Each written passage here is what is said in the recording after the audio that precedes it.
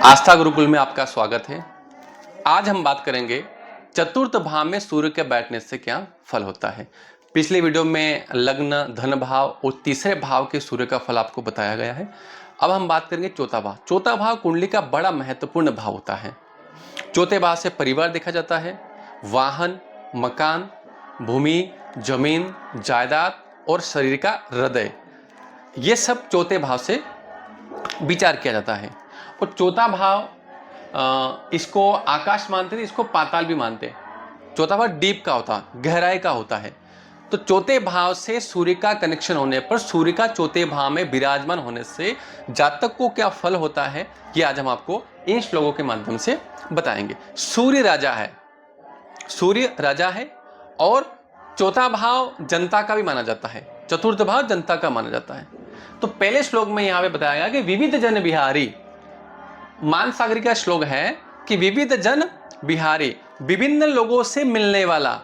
चौथे भाव में सूर्य बैठा है तो ऐसा जातक विभिन्न लोगों से मिलने वाला, यानी कि राजनीति में उसको अच्छा कह सकते हैं। चौथा सूर्य राजनीति के लिए अच्छा कहा जाएगा।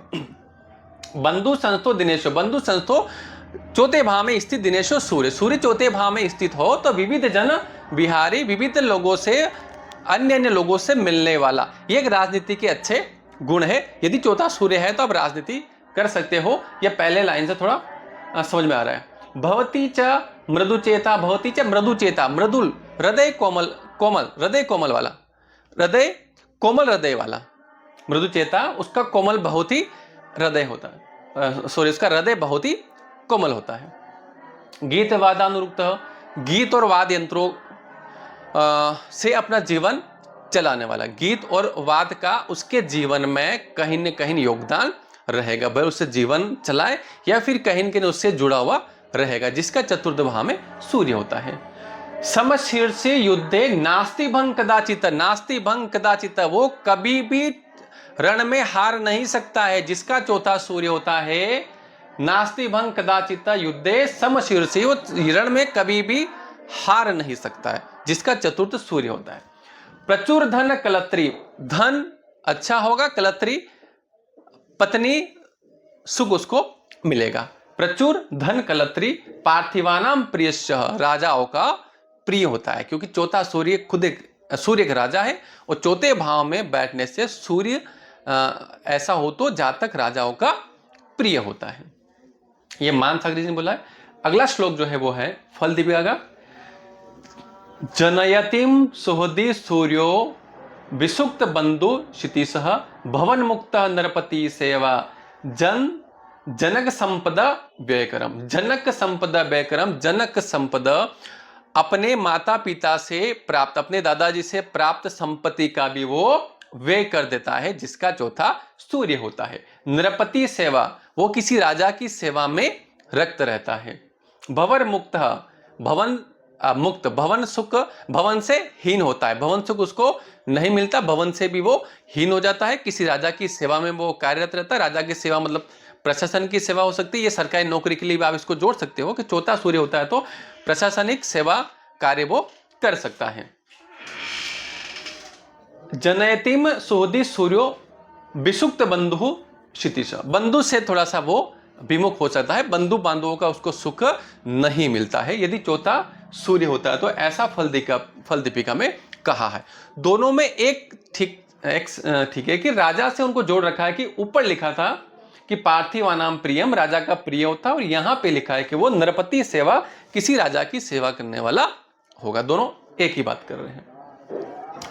यह थोड़ा पॉजिटिव आया है और यहां थोड़ा सा नकारात्मक बताया गया है। अगला जो श्लोक है वो है सारावली का है। वाहन बंधु विहीन, वाहन और बंधु से विहीन, यहां भी बंधु से विहीन बताया गया है ऊपर, यहां विमुख बंधु और यहां भी बंधु विहीन, मतलब फल दीपिका और सारावली का एक दोनों का है कि बंधु से वो विहीन हो जाता है, जिसका चौथा सूर्य था। अब राजा की सेवा में जाएगा तो बंधु सुख कहां से मिलेगा उसको। वाहन से भी वो विहीन हो जाता है। पीड़ित हृदय, उसका हृदय थोड़ा सा अच्छा नहीं, पीड़ित हृदय माना जाता है। चतुर्थ के सूर्य, चतुर्थ के सूर्य के रहने से उसका हृदय पीड़ित होता है। वाहन और बंधु से वो विमुख हो जाता है, हीन हो जाता है।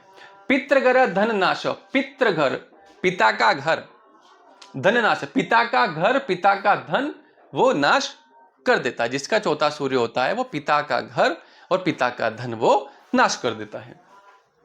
भवती नरः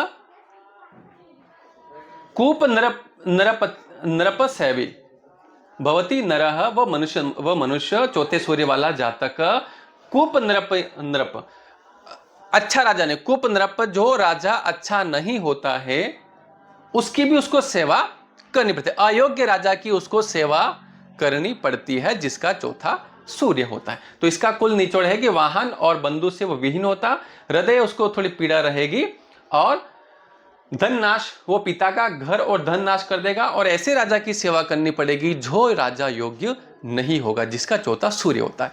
आखिरी श्लोक पाराशर व शास्त्र का है कि सुखे सौख्यम शत्रु भी समागम, कि शत्रु के समागम से उसको सुख की प्राप्ति होती है। शत्रु के समागम से, शत्रु जब आता है तो उसके समागम से चौथे सूर्य वालों को सुख की प्राप्ति होती है।